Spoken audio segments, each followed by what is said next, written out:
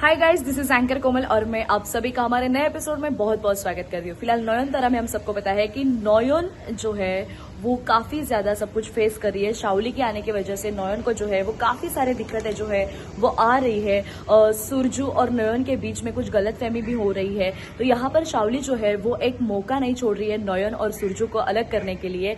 वो जानबूझकर नयन को कॉल भी करती है सुरजू के फोन से और कहती है कि वो मेरे साथ में यहाँ पर सोया हुआ है। तो ये बात जब सुरजू को पता चलती है तभी वो शाओली पर भी गुस्सा हो जाता है।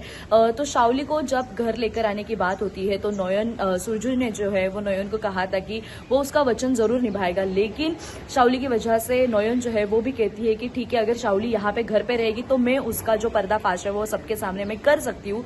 तो इसलिए नयन जो है वो शाओली के घर पर आने की तैयारी भी शुरू कर देती है। यहाँ पर सब लोग जो है वो नयन को कह रहे हैं कि नयन तुम बिल्कुल भी गलत कर रही हो, क्योंकि तुम्हें पता है कि शाओली जो है वो तुम्हारे साथ बुरा व्यवहार कर रही है, तो तुम ये सब शाओली के लिए मत करो।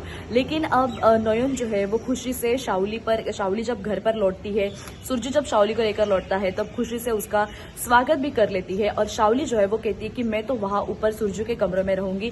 तो मोहर जो है वो बाकी घर वाले भी कहते हैं कि तुम्हारी तो याददाश्त चली गई थी, तो तुम्हें ये कैसे याद है वो तुम बताओ। तो यहाँ पर शाओली जो है वो फिर से शांत हो जाती है और वो कहती है कि मैं तो सुरजू के साथ सुरजू के कमरे में भी रहूंगी। तो नयन जो है वो कहती है कि नहीं, वहां पे तुम नहीं रह सकती, तुम तो गेस्ट हाउस में रहोगे, क्योंकि मैं उनकी पत्नी हूँ और पत्नी के नाते से मेरा वो कमरा है, तो वहां पर मैं ही रहूंगी। तो यहाँ पर जब शाओली घर पर आती है तो नयन जो है वो दिया जलाकर दिया जलाकर लेकर आती है, फिर उसके साथ उसका धुआं करती है। तो उसकी वजह से शाओली का शरीर जो है वो जलने भी लगता है।